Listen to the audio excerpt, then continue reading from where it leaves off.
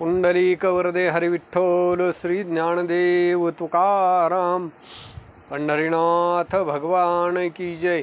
प्रभु रामचंद्र भगवान की जय। पवनसूत हनुमान की जय। उमापति महादेव की जय। अवधूत चिंतन श्री गुरुदेव दत्त। अवधूत दत्त महाराज यदुराजाला सांगू लागलेले आहेत की देह या देहाला जन्म आणि मृत्यू आहे, आत्मा हा नित्य अविनाशी आहे। ही श्रद्धा दृढ करण्यासाठी मी चंद्राला गुरु केले। चंद्राच्या कला शुक्ल पक्षामध्ये वाढतात आणि कृष्ण पक्षामध्ये क्षय पावतात, पण त्यामुळे चंद्राला काही वृद्धी अथवा क्षय नसतो। खरोखरच त्याप्रमाणे योग्याची स्थिती असते। जन्म मृत्यू इत्यादी षटविकार देहाचे असतात। आत्मा तर स्वस्वरूपातः अविनाशी, निर्विकार, अनंत आणि अपार असा आहे। घट तर स्वभावतः नाशवंत आहे, पण त्यात चंद्राचे प्रतिबिंब दिसते। त्याप्रमाणे नाशवंत शरीरात ते अविनाशी तत्व दिसत असते। ते कोणत्याही प्रकारच्या विचारदोषाने कधी लिप्त होत नाही। घटाबरोबर चंद्र उत्पन्न होत नाही किंवा घटाच्या नाशाने चंद्र नाश पावत नाही। तो आपल्या स्वाभाविक स्वरूपात नाश व उत्पत्ती रहित असतो। त्यामुळे योगी आत्मस्वरूपाने स्थित असल्यामुळे तो देहाबरोबर जन्मत नाही व देह नष्ट झाल्यामुळे मरत नाही, तर तो आपल्या अखंड स्वरूपाचे सदैव परिपूर्ण असा असतो। काळाची गती मोठी गहन आहे, तिच्यापुढे नाश व उत्पत्ती झालेली दिसते, पण ती काळाची सत्ता देहावर चालते। आत्मस्वरूपाला ती स्पर्श करू शकत नाही।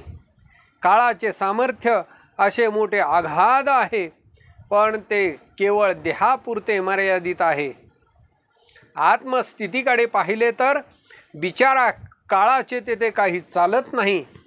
काळाची अशी सूक्ष्म गती सांगत असता अवधूतांना एकदम स्मरण झाले व सिंहावलोकन न्यायाने ते पुन्हा अग्नीचा दृष्टांत सांगू लागले।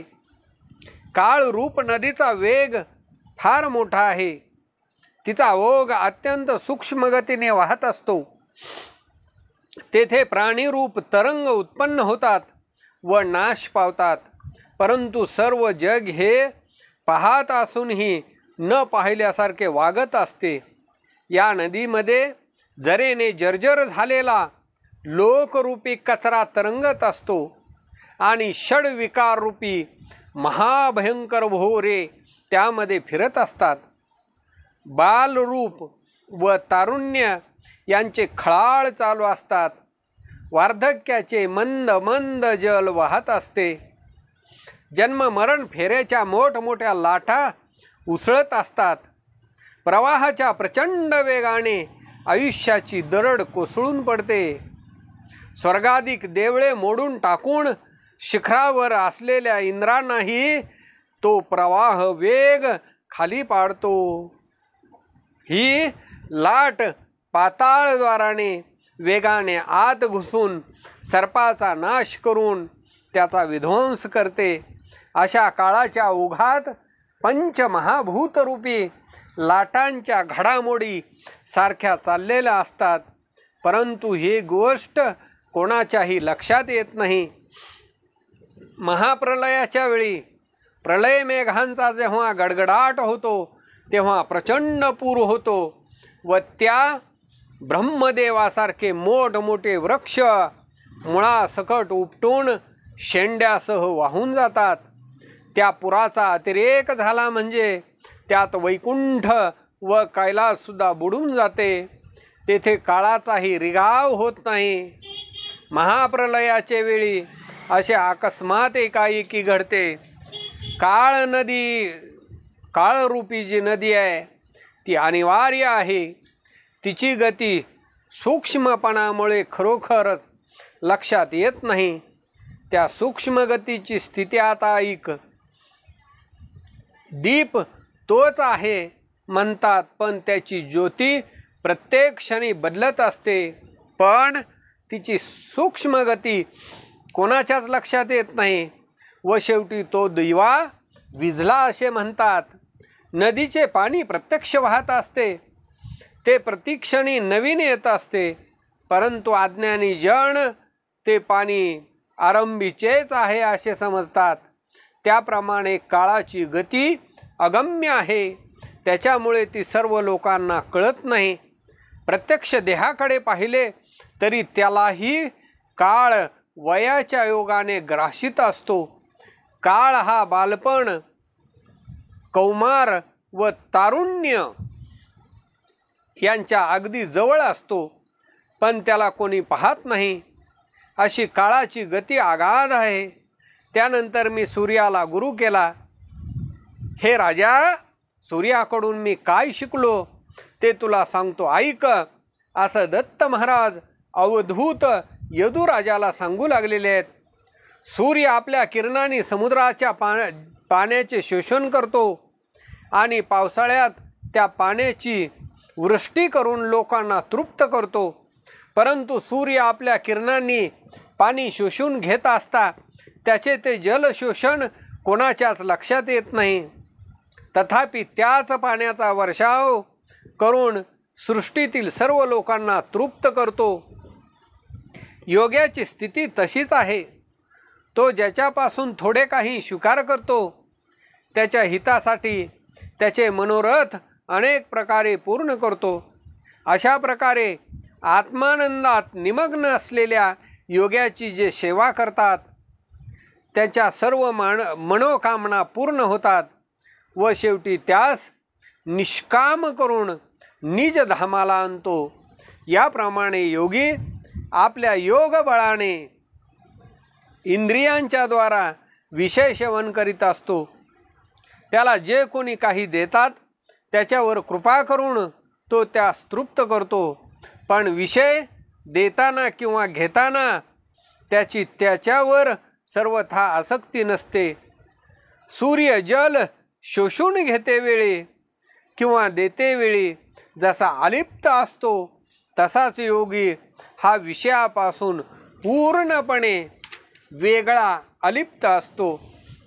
डबक्यामध्ये सूर्याचे प्रतिबिंब पडत असते, परंतु अज्ञानी लोक सूर्य डबक्यात बुडाला असे समजतात.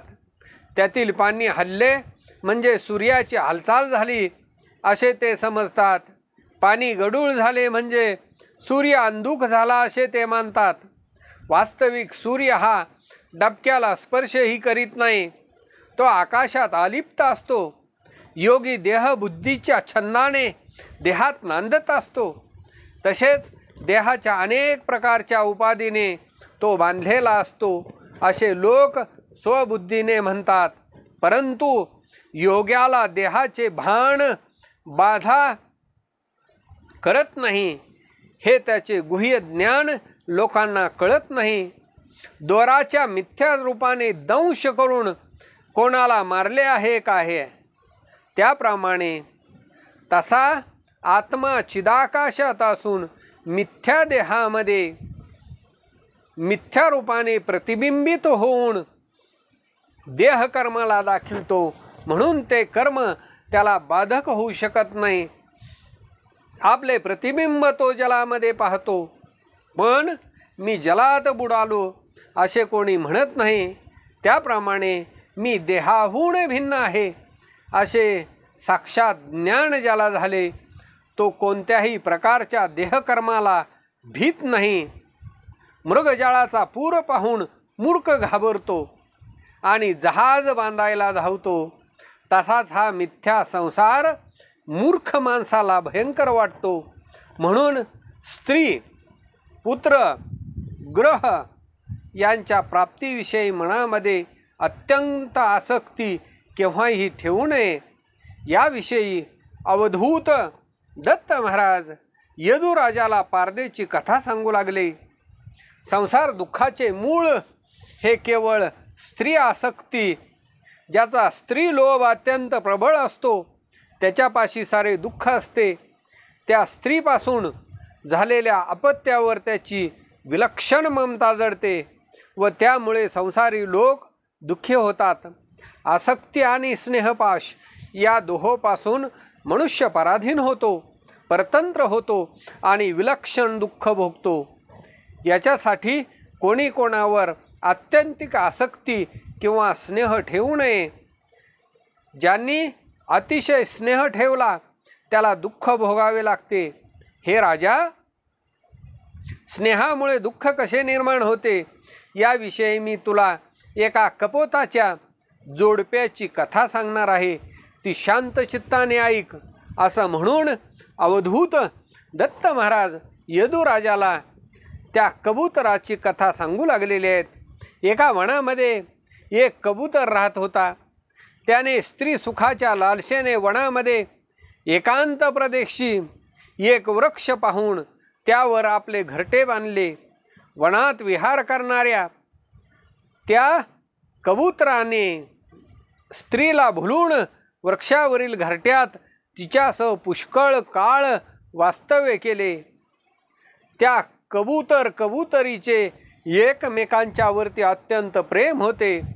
दिवसेंदिवस त्यांचे प्रेम वाढत गेले. हृदयामध्ये नित्य नवी आसक्ती निर्माण होऊ लागली. ते दोघेही हावभाव करून विलासाने एकमेकाकडे पाहत होते व एकमेकांना कुरवाळीत होते. जीवाने किंवा मनाने ते वेगळे होत नसत. खाणे पिणे ते सर्व एकत्र करत असत.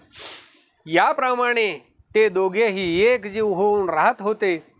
ते दोघे जे काही खाताना गोड लागत होते ते परस्परांना तोंडात घालत होते. तो कपोत कष्ट करून थकून भागून जे मिळवित होता ते सर्व तो त्या स्त्रीला देत होता. स्त्रीला सोडून तो पाऊलही टाकत नसे. परस्परांच्या संगतीमध्ये ते आत बाहेर हिंडत होते. ते नेहमी एकांतात बसत. एके ठिकाणी दोघे असत.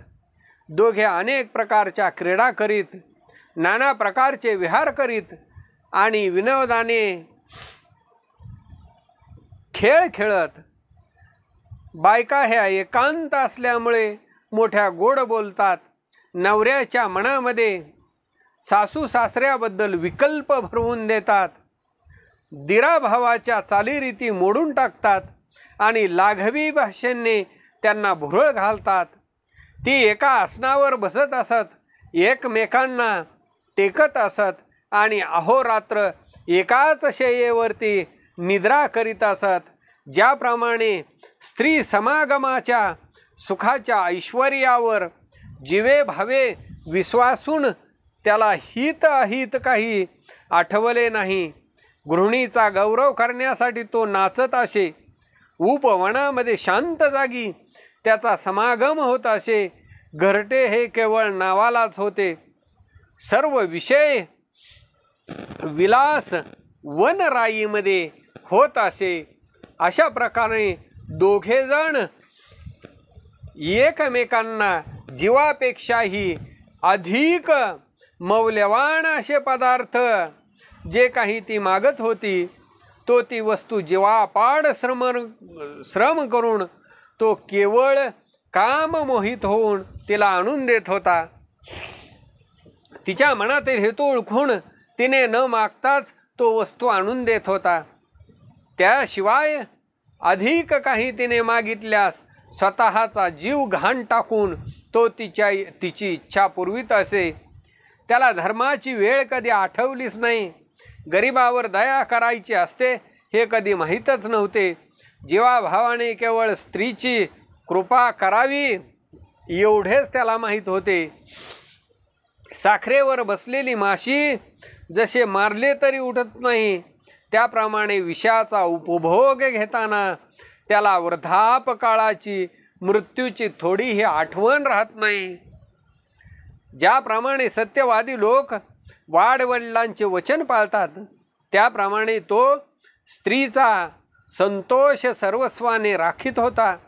ज्याप्रमाणे आत्मतत्वाची उपासना करणाऱ्याला सर्वत्र आत्मतत्वच भरलेले दिसत असते त्याप्रमाणे त्याला त्याच्या दृष्टीला या जगात स्त्री वाचून दुसरे काहीच दिसत नव्हते.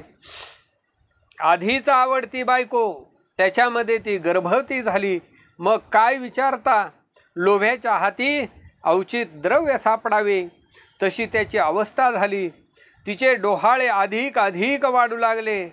अंमली पदार्थांचे सेवन करून माकड जसे टनाटन उड्या मारून नाचत असते त्याप्रमाणे तोही गर्भाचे सोहळे करू लागला.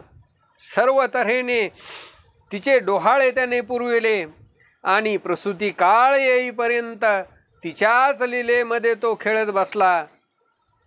इतक्यामध्ये आपल्या घरट्यात प्रसूत होऊन तिने अंडी घातली.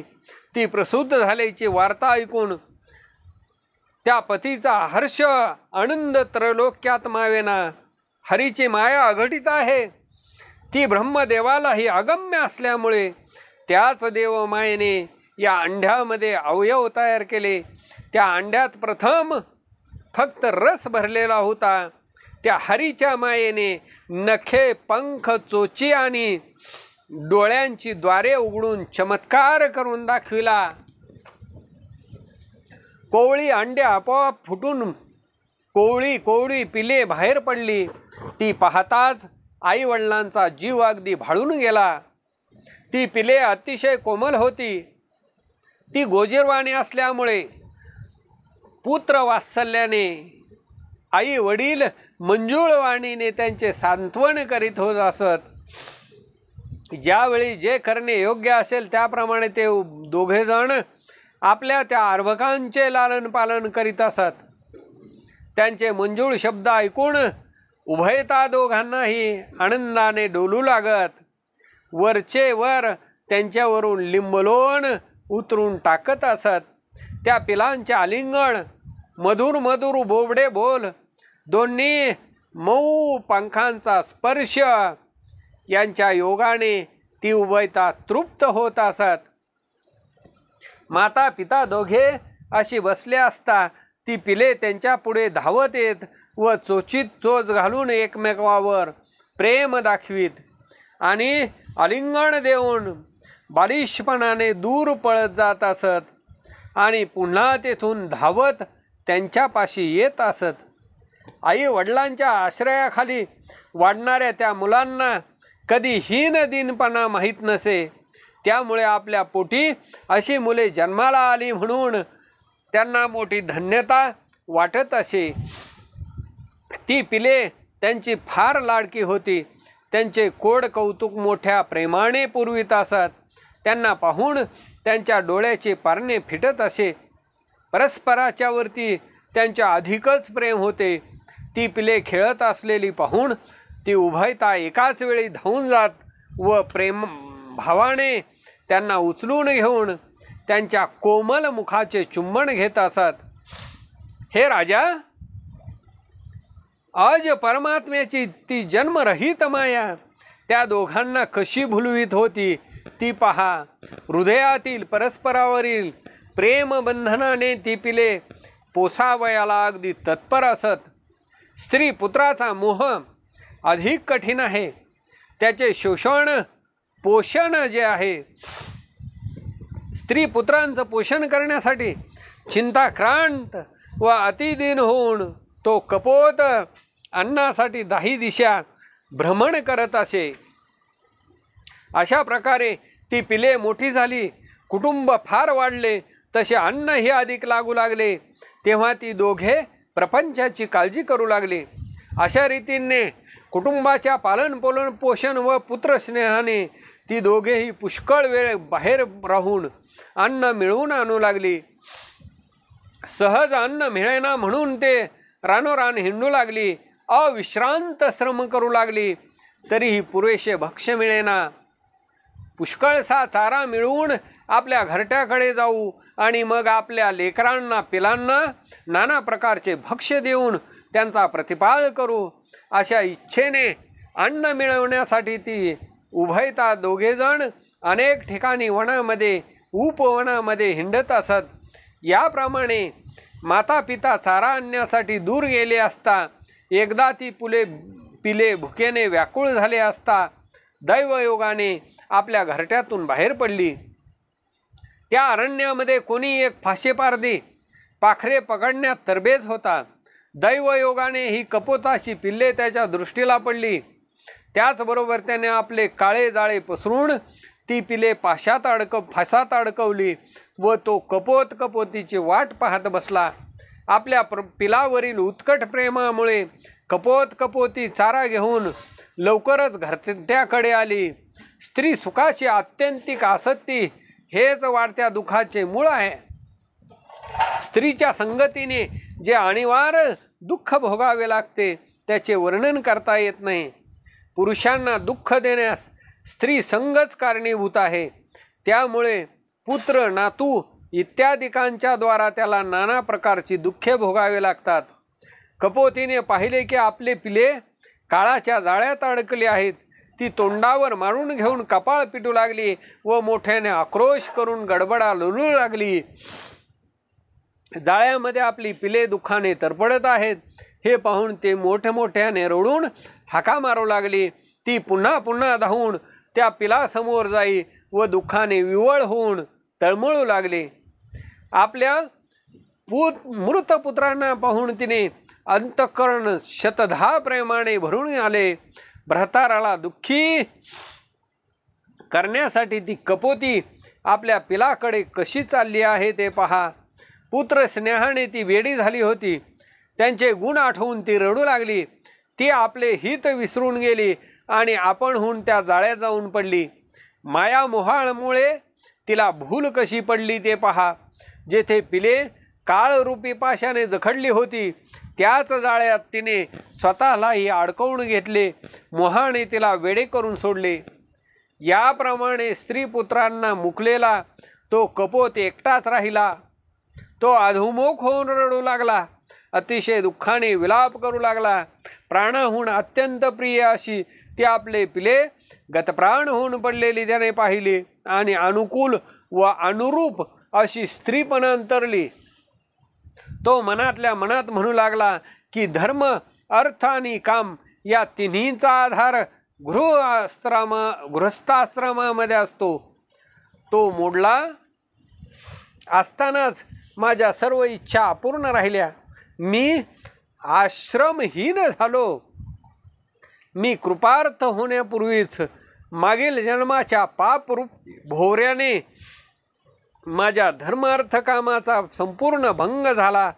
गृहस्थाश्रमातील 3 पुरुषांना मी मुकलो आहेच आणि आता 4था पुरुषार्थ राहिला आहे. तो मोक्ष तरी साधून घ्यावा. आश्रम मोडल्याची स्थिती कशाला असे म्हणाल तर मी मूढमती आहे. मला विषय वासना सोडू शकत नाहीत. मग मुक्ती कशी काय साधणार. मी पूर्वजन्मी अगदी थोडे पुण्य आचरले होते म्हणून काळाने माझे घरच नाहीसे झाले. मला विधूर केल्याचे परलोकीचे साधन बुडाले. असो सर्व गृहस्थाश्रमी लोकांना परलोक साधन होत असते का. पण इतरांची गोष्ट कशाला हवी. मला मात्र तसे करण्याला साधन होते. स्त्री पुत्राची पुरुषाची मनोवृत्ती परस्परांना अनुकूल असून त्यांची प्रवृत्ती धर्माकडे असेल तर परलोक साधता येईल. इतरांना तो प्राप्त होत नाही. कोणाची बायको तोंडाळ असते, कोणाची बायको अत्यंत लोभी असते, कोणाची बायको अतिशय दुष्ट शीलभ्रष्ट तर कोणाची कगाज असते. एखादी अत्यंत खदाड असते तर एखादी अत्यंत रागीट असते. कोणी आरसा पुढे ठेवून दात विचकीत बसलेले असते तर काही अतिशय गलिच्छ आळशी महाकायदाशिनी असते. एखादी नाजूक विलासी व आपल्या सौंदर्याच्या गर्वातच असते. माझी पत्नी मात्र अशापैकी नव्हती. ती नेहमी मला अनुकूल होती. ती माझी धर्मपत्नी धार्मिक वृत्तीची होती व माझ्या इच्छेप्रमाणे वागत असे.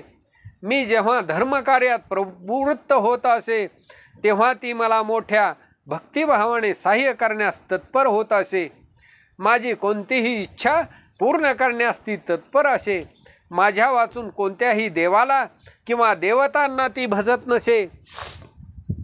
मला सोडून कधी तीर्थाला जात नसे, माझ्या शब्दाचे कधी उल्लंघन करीत नसे, अशी गुण रूप कुल शील संपन्न सदा मला अनुकूल असणारी पतिव्रता अशी माझी निष्कलंक साध्वी पत्नी होती. ती महासाध्वी मला या ओसाड घरात टाकून संकटामध्ये सोडून पुत्रासहित ती स्वर्गाला चालली आहे. स्त्री गेली, पुत्रांचा नाश झाला, आत्ता मी तरी इथे कशाला राहायचे?